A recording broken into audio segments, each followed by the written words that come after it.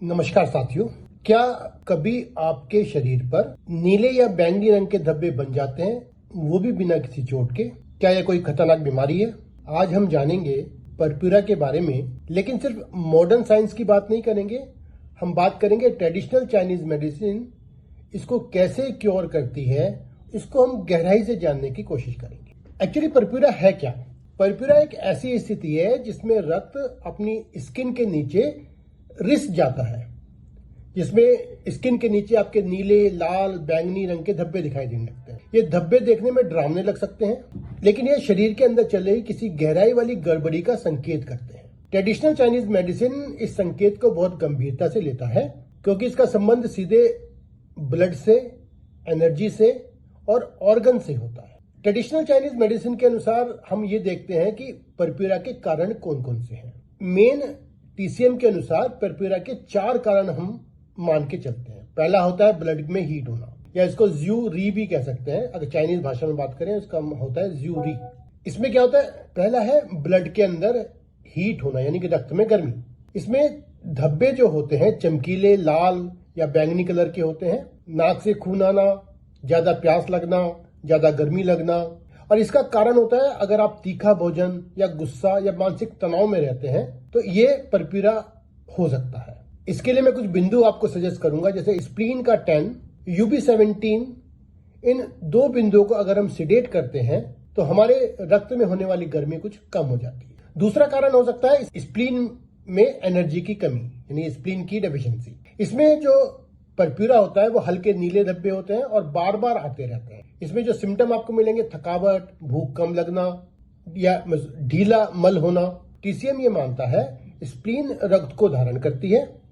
अगर वो कमजोर हो जाती है तो रक्त जो है रक्त वाहिनियों से बाहर आने लगता है। इसके लिए में जो बिंदु है स्टोमक 36 और SP6, इन 2 बिंदुओं को टोन करना चाहिए। इसके अलावा तीसरा कारण है यिन डेफिशिएंसी होने पर एम्प्टी हीट का बढ़ जाना। इस कंडीशन में रात में ये धब्बे बढ़ जाते हैं, हथेलियां गर्म, रात में पसीना आना।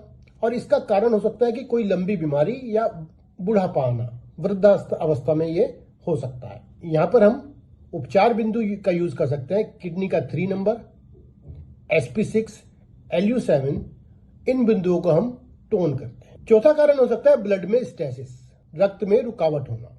इसमें चोट लगे बिना गहरे नीले धब्बे पड़ जाते हैं। साथ में दर्द हो सकता है, जकड़न हो सकती है। इसका कारण हो सकता है कि कोई ट्रॉमा है या पुराने कोई रोग है, उसकी वजह से ये परप्यूरा हो सकता है। तो यहाँ पर हमें स्प्लीन 10, LI4 और लीवर 3 बिंदु को सिडेट करना है। जो क्लिनिकल टाइप होती है और टीसीएम से उसका कैसे कनेक्शन होता है, इसके बारे में हम विचार करते हैं। टीसीएम जो है इसमें हर रोगी को एक जैसा नहीं दिखता। जैसे किसी को इडियोपैथिक थ्रोम्बोसाइटोपिनिया है, जिसमें प्लेटलेट्स कम हो जाती हैं, उसका ट्रीटमेंट हम ब्लड की हीट प्लस स्प्लीन की डेफिशिएंसी, हम दोनों का एक साथ ट्रीटमेंट करते हैं, तो ये ITP का ट्रीटमेंट हो जाता है। इसके अलावा अगर एलर्जिक परप्यूरा है, जिसका कारण हो सकता है डैम्प हीट और इम्यून का ओवर रिएक्ट करना। टीसीएम में जो इलाज होता है पूरा व्यक्तिगत इलाज होता है।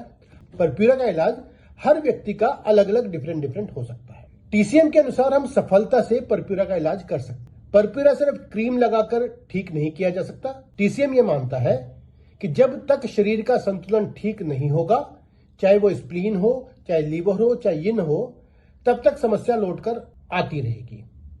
सही डायग्नोसिस, सही मेरिडियन पर काम करना, सही डाइट लेना, तो यही टीसीएम का तरीका है।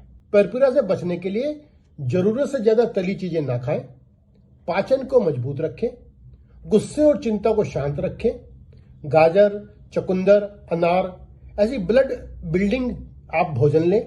तो साथियों, मैंने आपको बताया कि परप्यूरा के बारे में और इसके बारे में ट्रेडिशनल चाइनीज मेडिसिन का नजरिया क्या है।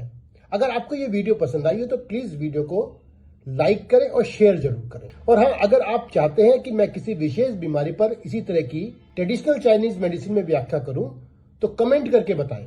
मिलते हैं अगले ज्ञान भरे एपिसोड में। जब तक स्वस्थ रहें, संतुलित रहें। धन्यवाद।